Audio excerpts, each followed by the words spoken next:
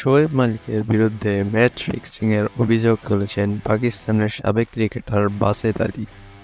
একই সঙ্গে পাকিস্তানের চলতি ঘরোয়া টুর্নামেন্ট চ্যাম্পিয়ন ওয়ানডে কাপে শোয়েব মালিককে কেন স্টাইলিয়ান্সের মেন্টর নিয়োগ দেওয়া হয়েছে সেজন্য পাকিস্তান ক্রিকেট বোর্ডেও ব্যাপক সমালোচনা করেছেন তিনি বলেন, যারা দেশের কথা ভাবতে পারে না তাদের নিয়োগ দেওয়া উচিত নয়।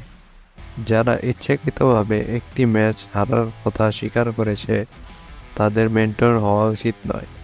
প্রমাণ চাইলে দেব। শোয়েব মালিকের সাক্ষাৎকার নিয়েছেন রমিজ রাজা। তিনি কি বলেছিলেন? 5 দলের সমন্বয়ে চলমান ওয়ানডে কাপের অন্যতম দল স্টালিয়ান্সের অধিনায়ক নির্বাচিত হয়েছেন মোহাম্মদ হারিস। এই দলে খেলেছেন পাকিস্তান জাতীয় দলের সাদা বলের অধিনায়ক বাবর আজমও।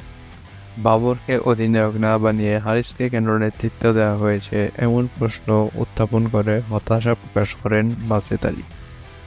তিনি বলেন, আমরা আলোচনা করছি, কেবলমাত্র সেই খেলোয়াড়দেরই অধিনায়ক নির্বাচিত করা হবে যারা আমার দৃষ্টিভঙ্গি অনুসারে ভূমিকা পালন করতে পারে, যাদের কিছু দক্ষতাও রয়েছে। আমার দৃষ্টিকোণ থেকে একজন অধিনায়কের দক্ষতা ব্যক্তিগত পারফরম্যান্স থেকে আলাদা। আমি এমন কাউকে অধিনায়ক বাছাই করার পরিকল্পনা করছি যার দক্ষতা আছে এবং দীর্ঘমেয়াদে পাকিস্তানকে সাফল্য দিতে পারে।